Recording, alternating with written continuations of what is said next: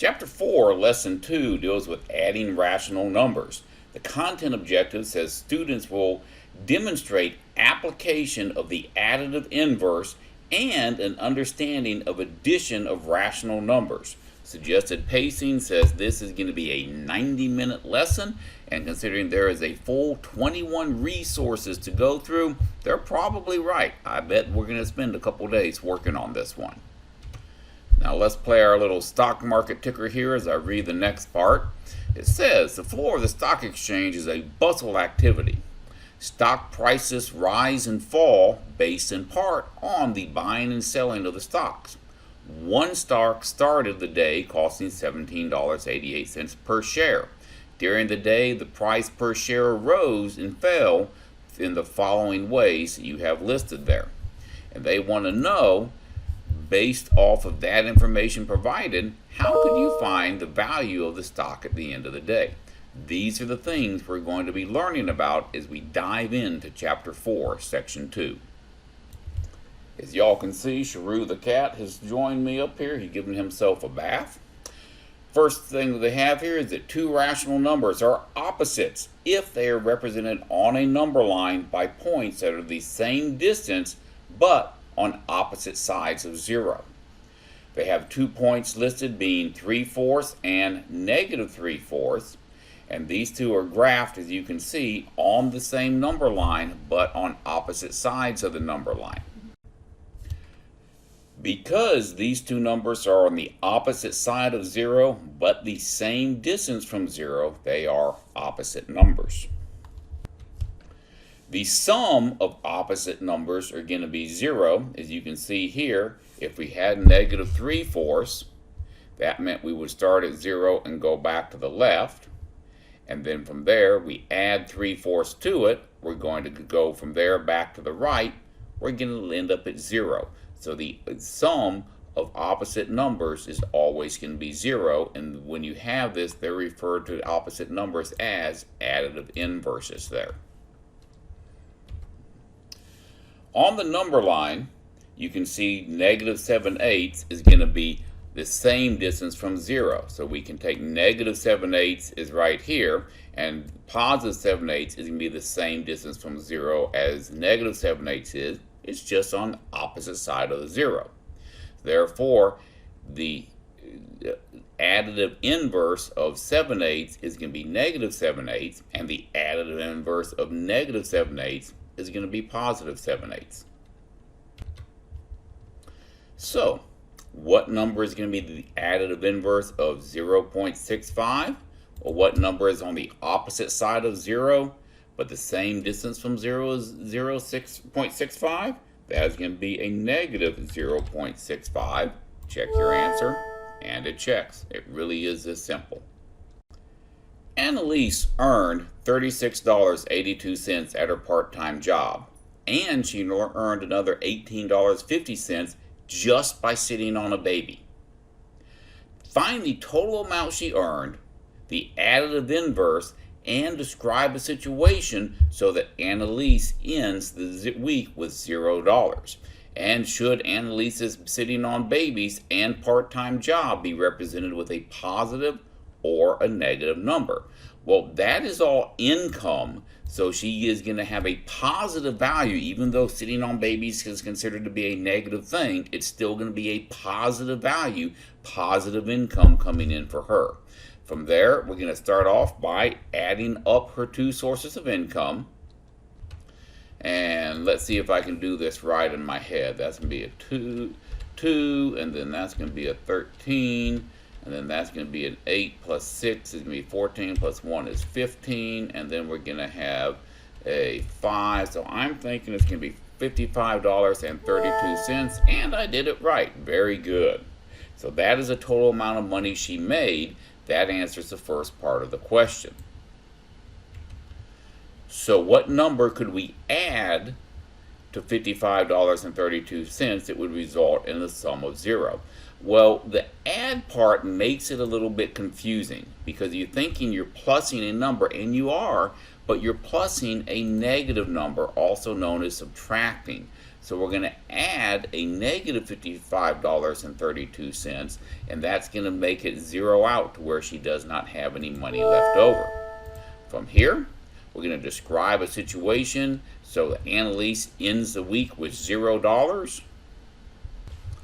The first part here says to drag situations that represent a loss of money into the bin, because you had negative 55.32, so that would be losing it, would be how she could go away with it. Spending it, yep, that'd be going away, and donating it someplace else. That would be all examples of losing the money. I have no idea why that part's green. And then finish a problem, so Annalise ends the week with $0. All right. Annalise earned $55.32 at her part-time job and sitting on the baby.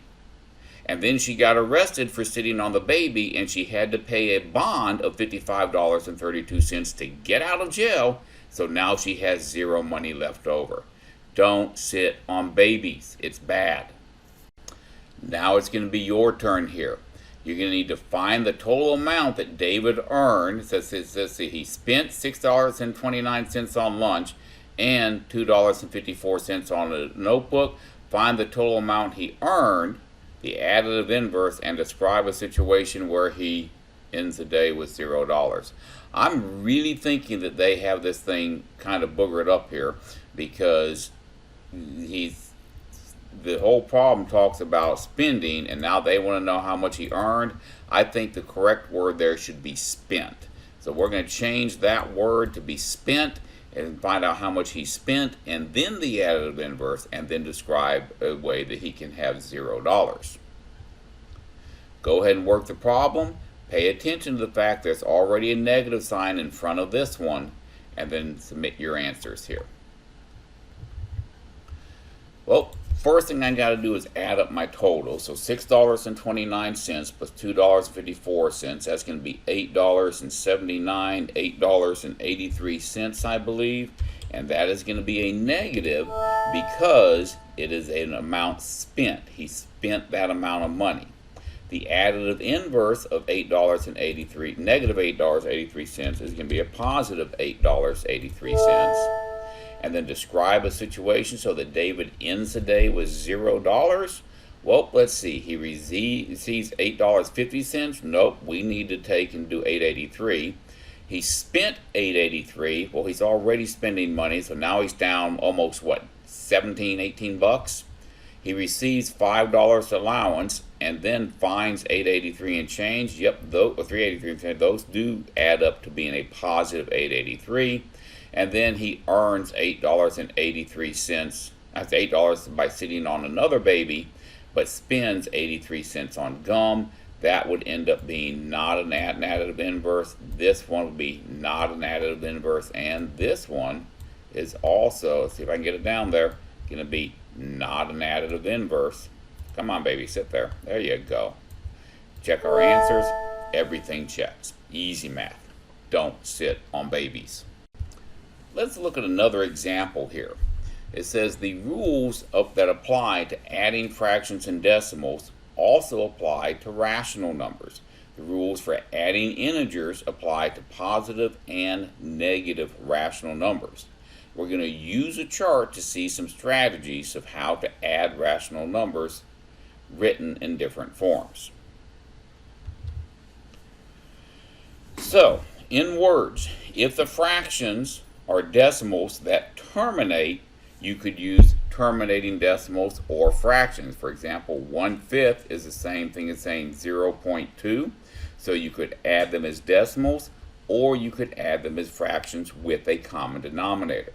However, if the fractions are decimals that are going to be repeating non-zero digits, then you can only work them as a fraction. 1/3, for example, is 0.33 repeating. You cannot write that as a terminating decimal. Therefore, if you try to do it, y'all hear Butch screaming at me.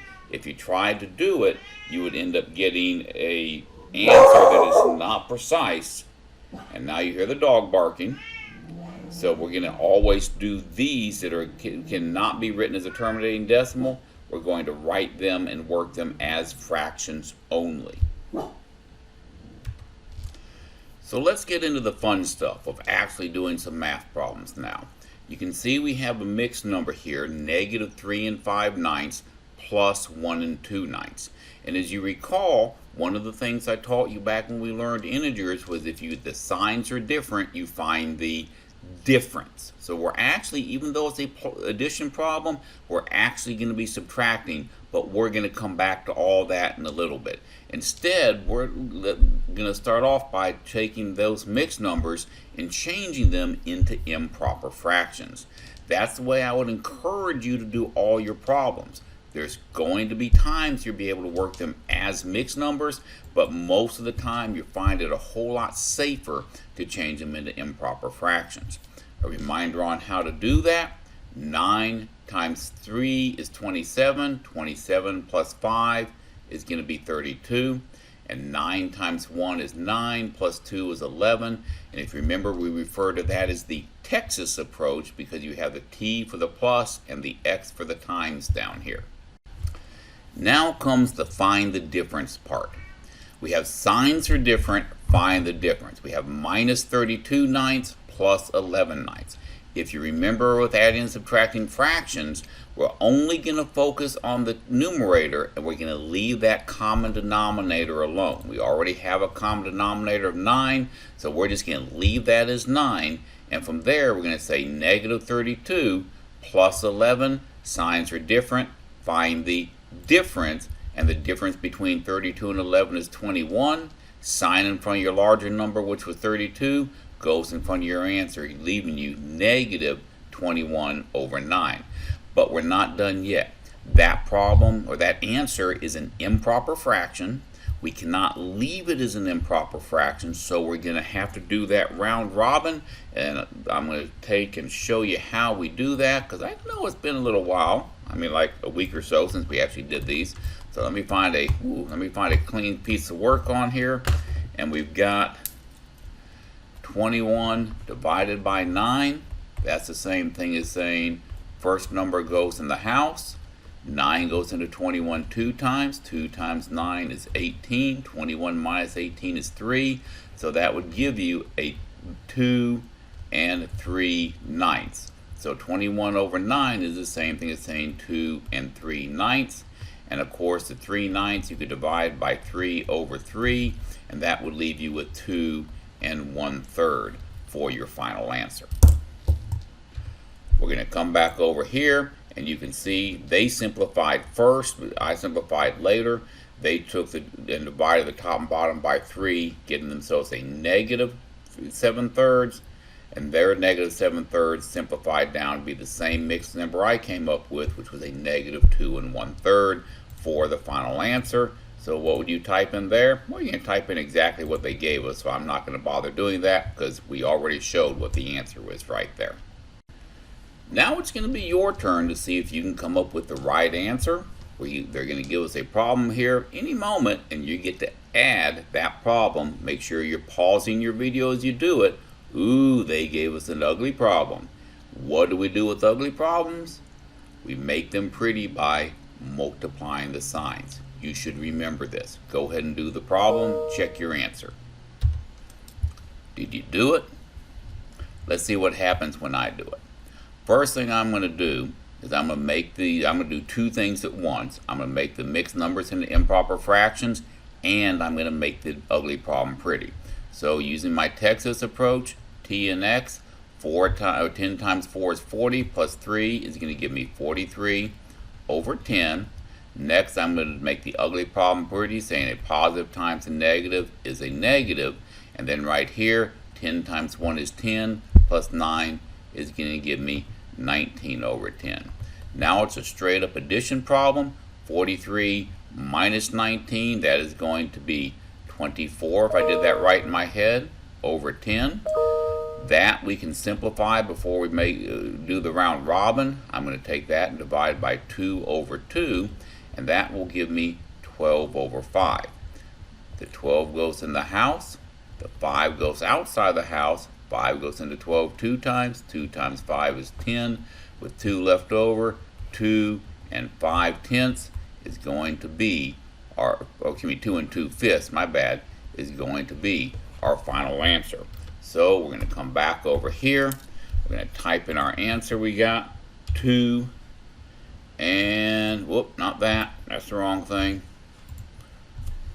2 over 5. Accept and check. Why did it say I was wrong? Maybe because I hit a wrong button a minute ago. Let's see what it says the right answer is. Come on, show the answer. See, they got the same thing I did, 2 and 2/5. That's the same thing I got, 2 and 2/5. So they screwed up, not me. I think this would be a good place to stop part 1. Be sure to come back and watch part 2 of adding rational numbers so you know how to do everything that's going to be required of you on your assignment.